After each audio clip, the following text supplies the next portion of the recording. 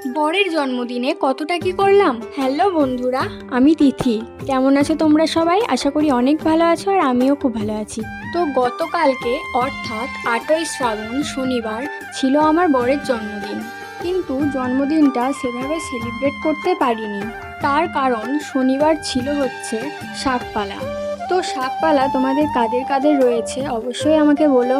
আর এই যে এইদিকে একটা নিরামিষ কেক আনিয়েছিলাম। নিরামিষ বলতে কেকের মধ্যে ডিমটা ছিল না। আর এই যে এইদিকে বরকে রেডি হয়ে নিতে বলছিলাম। আর আগেই আমি চানা পনিরটা রান্না করে রেখেছিলাম। ডিনারে ছিল ফ্রায়েড রাইস আর চানা পনির। আর বড়ও এদিকে রেডি হয়ে চলে এসেছে কেক কাটতে। Happy birthday to you, happy birthday to you, happy birthday to you. এদিকে কেক কাটাও কমপ্লিট। বার্থডেটা খুবই সিম্পলভাবে সেলিব্রেট করা হয়েছিল। তারপর এই যে সবাইকে কেক খাওয়ানো হয়ে গেছে। তারপর সবাই মিলে খাওয়া দাওয়া করতে চলে গেছিলাম। শনিবার সন্ধেটা বেশ আনন্দের সঙ্গেই কেটে গেল। বাই।